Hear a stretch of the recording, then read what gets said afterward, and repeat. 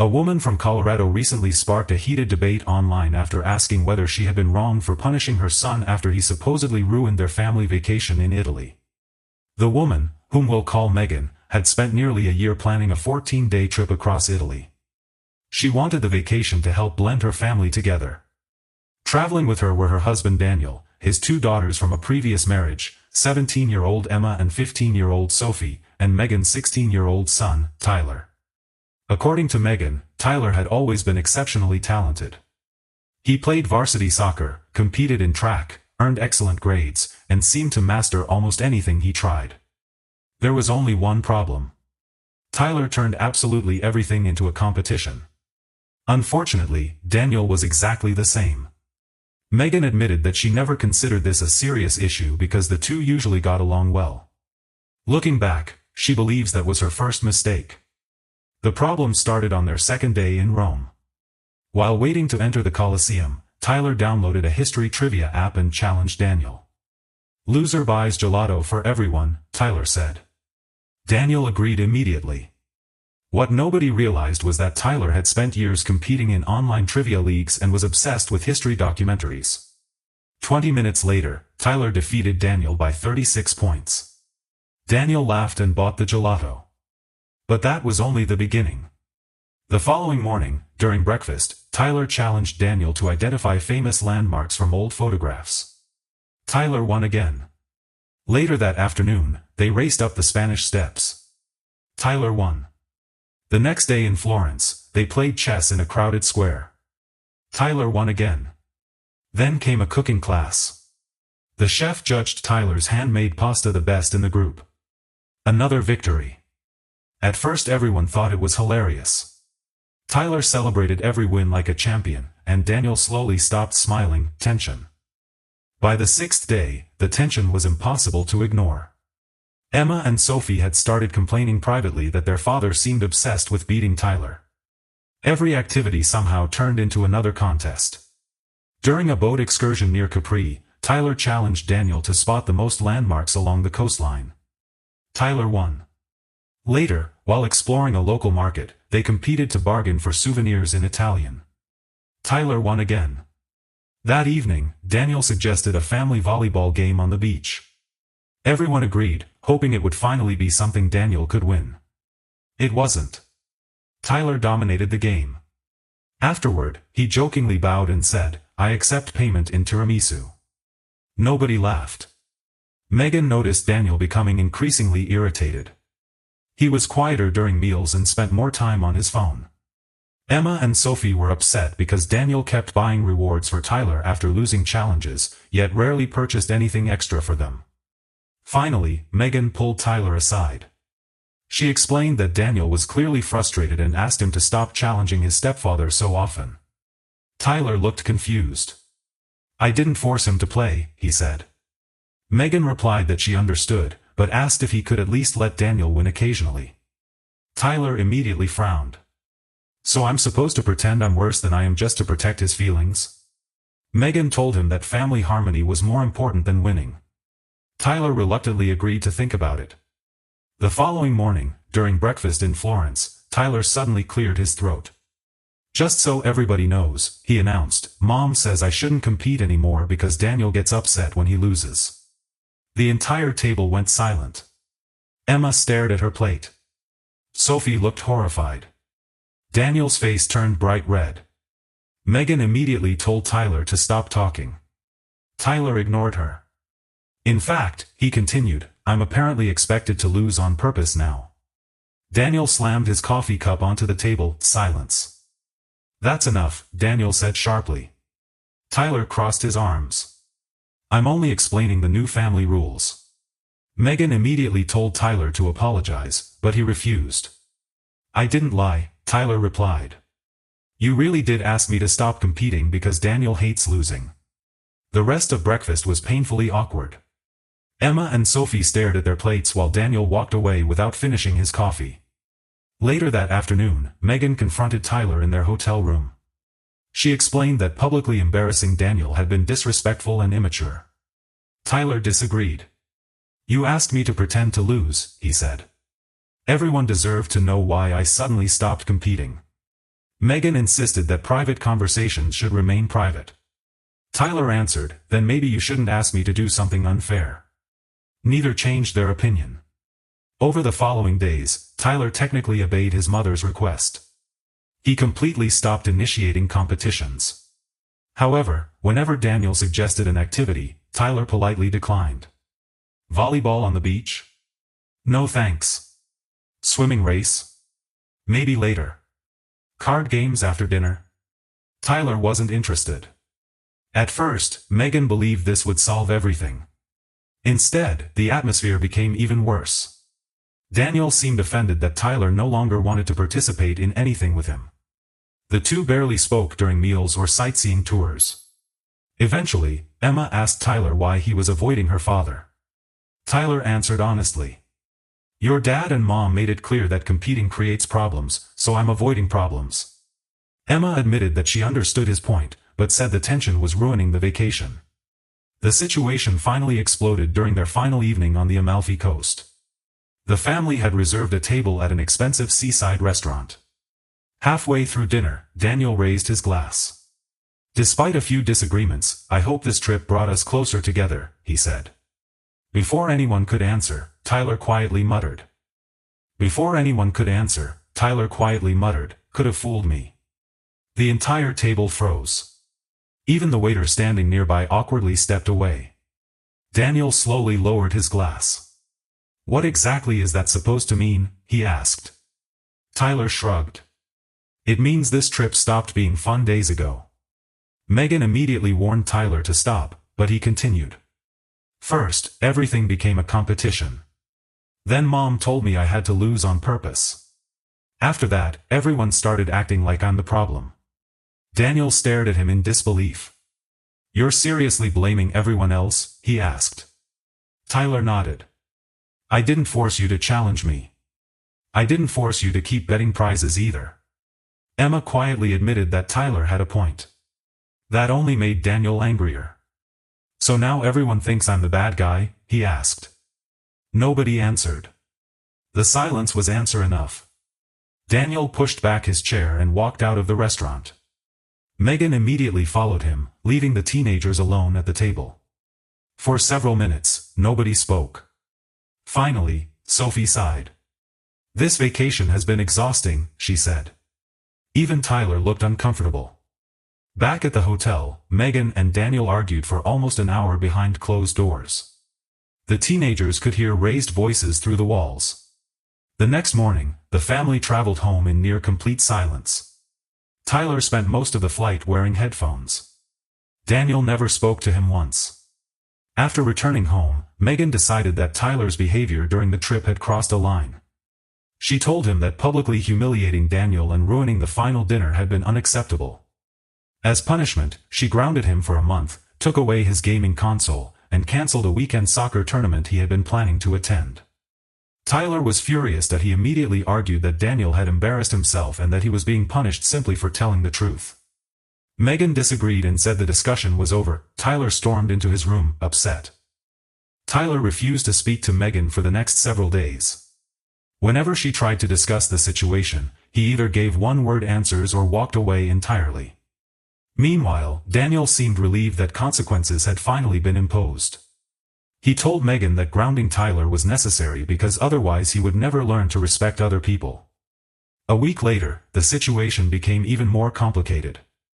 Emma called Megan unexpectedly. She explained that both she and Sophie thought the punishment was unfair. According to Emma, Tyler had certainly been sarcastic during the vacation, but Daniel had encouraged the competitions from the very beginning. He never had to accept those challenges, Emma said. Honestly, Dad was trying just as hard to win. She had expected Emma to defend her father completely. Instead, Emma admitted that Daniel had complained constantly after losing and had become increasingly unpleasant as the trip continued. Later that evening, Sophie sent Megan a long message saying essentially the same thing. She wrote that everyone had noticed Daniel becoming obsessed with beating Tyler. She also admitted feeling frustrated because her father had repeatedly bought rewards for Tyler after losing bets while ignoring his daughters. When Megan mentioned these conversations to Daniel, he became defensive immediately. "So now my own kids are taking his side?" he asked. Megan tried to explain that nobody was choosing sides. Over the next few days, tension inside the house continued growing. Tyler remained grounded and distant. Daniel became irritated whenever Tyler's name was mentioned. Megan increasingly wondered whether she had handled the entire situation poorly. Megan's sister visited for dinner. After hearing the full story, she looked completely confused.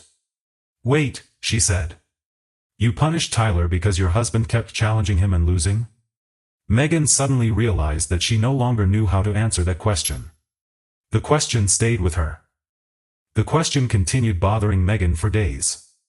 Eventually, she decided to speak with Tyler again. She knocked on his bedroom door and asked if they could talk. Tyler reluctantly agreed. Megan admitted that she might have overreacted, but she still believed publicly embarrassing Daniel had been inappropriate. Tyler listened quietly. Then he asked a question. "Would I still be grounded if I had been the one losing every competition?" Megan hesitated. She honestly did not know. Tyler noticed the pause immediately. "That's what I thought," he said. The conversation ended without a resolution. That weekend, Megan attended a barbecue at her parents' house. Several relatives asked about the vacation, and Megan eventually explained everything. The reaction surprised her. Her father laughed and said Daniel should have stopped competing after the third loss. Her brother said grounding Tyler seemed excessive. Even Megan's mother admitted that asking Tyler to intentionally lose had been unfair. Only one person supported Megan.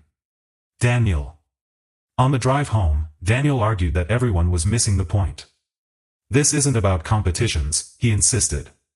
"It's about respect. Tyler humiliated me on purpose." Megan asked whether he had ever considered apologizing for letting the rivalry get out of control. Daniel looked shocked. Apologize? To him? The discussion quickly turned into another argument. During the following week, Megan noticed something disturbing. Tyler was no longer competing with anyone. At soccer practice, he stopped taking difficult shots. At family game night, he barely participated. Even his coach contacted Megan to ask whether something was wrong because Tyler suddenly seemed withdrawn. For the first time, Megan wondered whether the punishment had damaged more than Tyler's relationship with Daniel. Maybe it had damaged Tyler's confidence as well. It terrified her. Still uncertain, Megan posted the story online and asked strangers one question. Was she wrong? So within hours, Megan's post exploded online. Thousands of people flooded the comments section, and the overwhelming majority sided with Tyler. Many readers argued that Daniel was an adult who had willingly entered every competition. They pointed out that nobody had forced him to continue challenging a teenager day after day. One comment received more than 50,000 likes. "Your husband competed against a 16-year-old, lost repeatedly, got angry, and somehow the teenager was punished.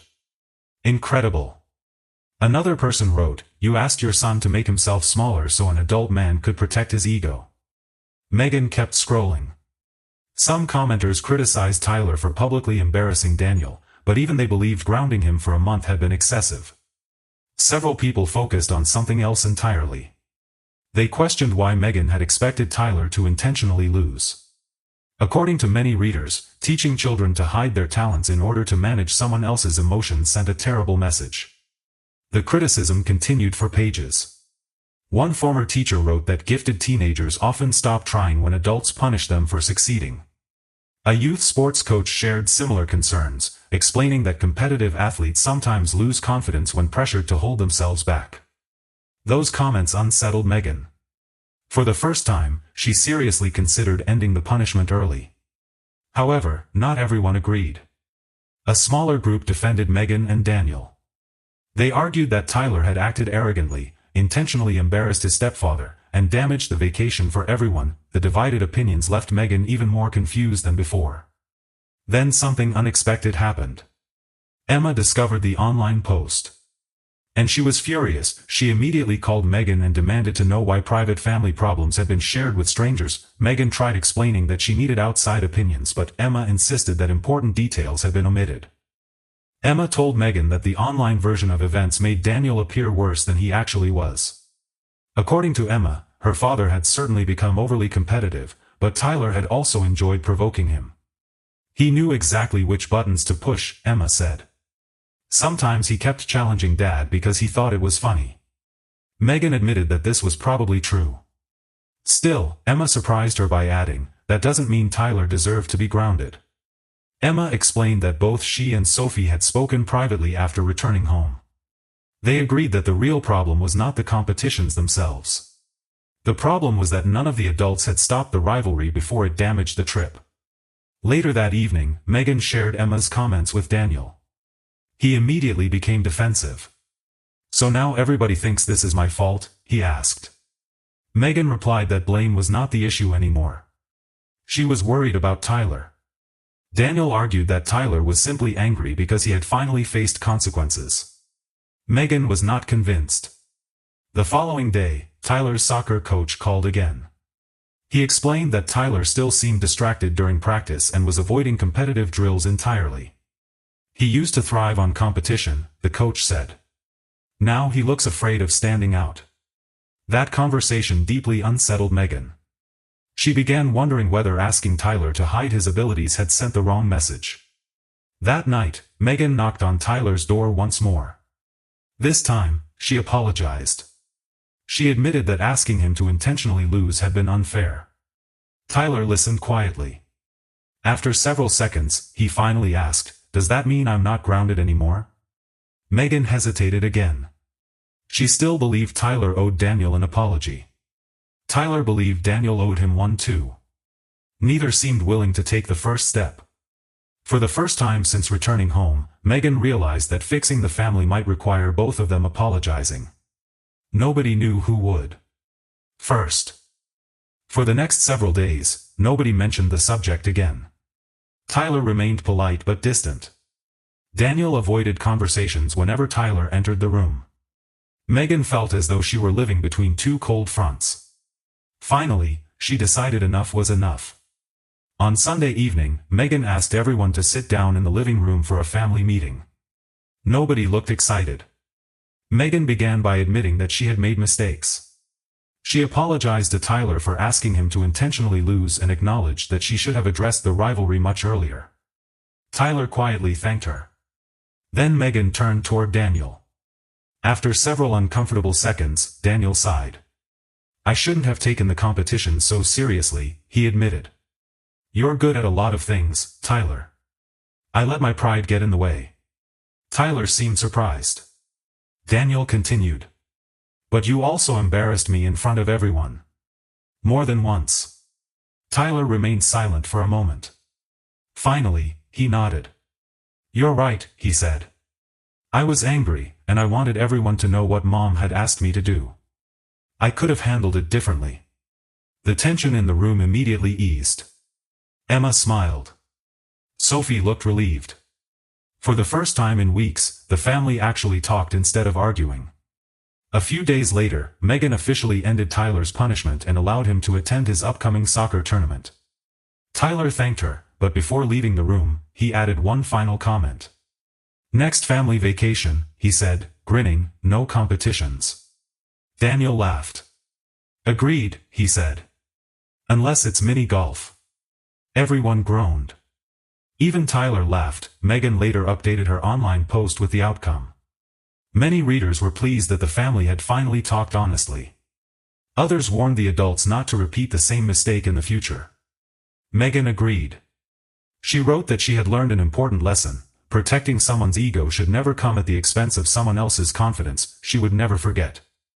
Several weeks passed, and life inside the house slowly returned to normal. Tyler regained his confidence on the soccer field and helped lead his team to an important tournament victory. Daniel even attended the final match and cheered louder than anyone else in the stands. Although things had improved, the relationship between Tyler and Daniel was still different. Both were noticeably more careful around each other. The constant competitions had disappeared completely. Then, during dinner one evening, Sophie unexpectedly asked where the family would go for vacation next year. The room became silent. Everyone immediately started laughing. Megan admitted that she had not even considered planning another trip yet. After everything that had happened in Italy, she needed a break from family travel.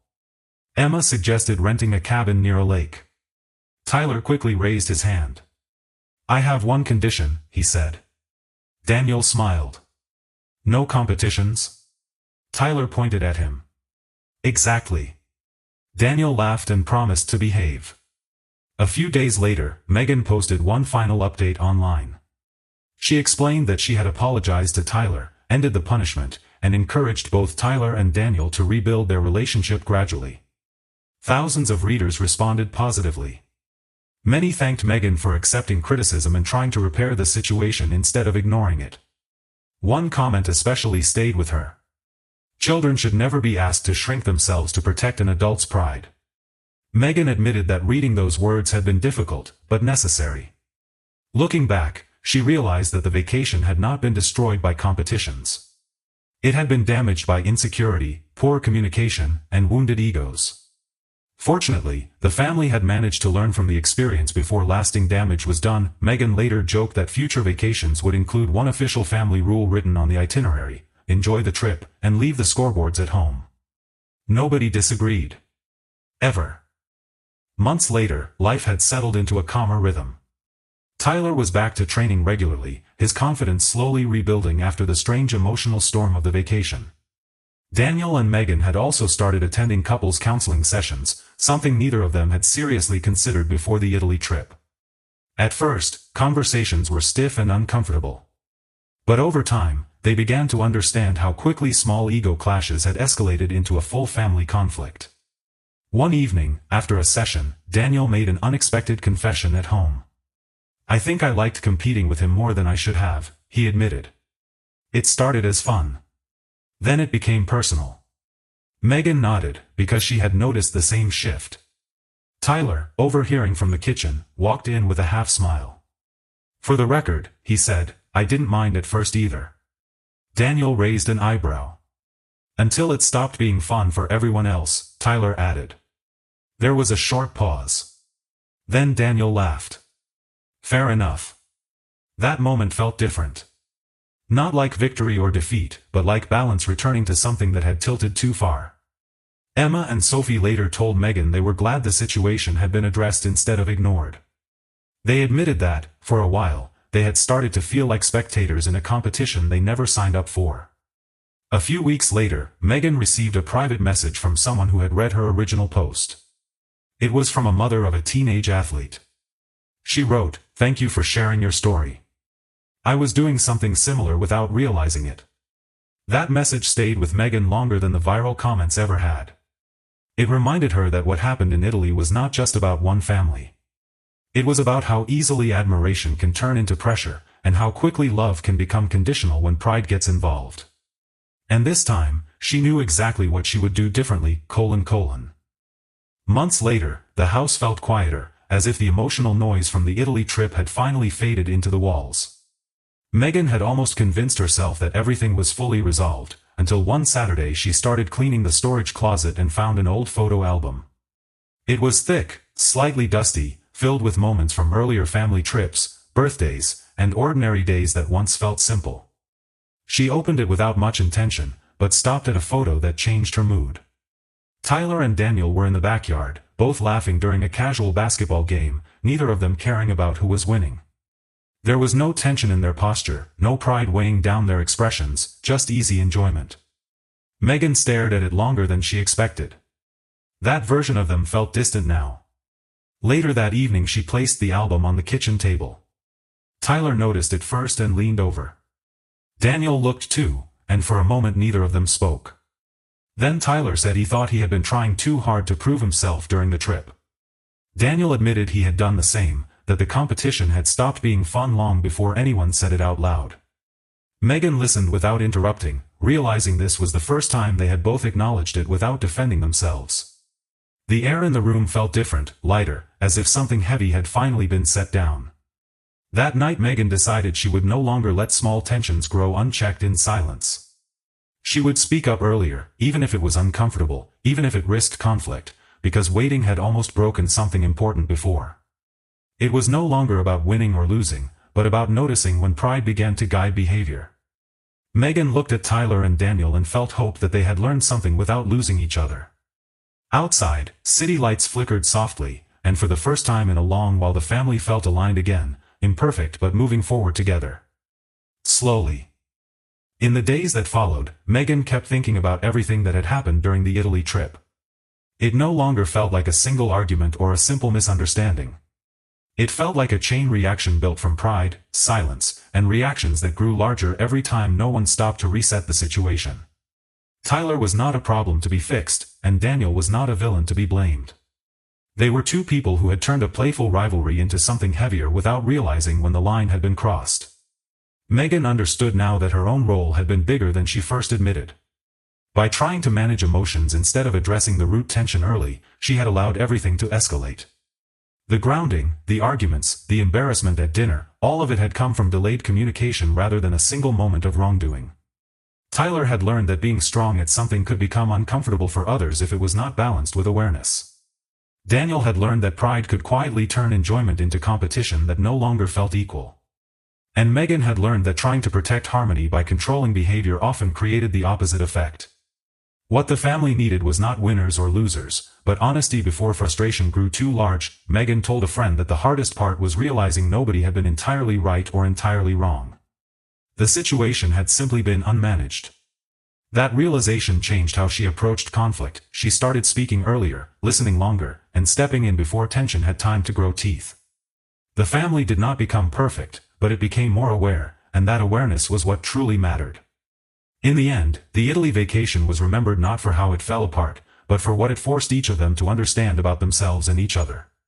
It was not about competition anymore, but about timing, communication, and knowing when to stop a game before it stops being a game.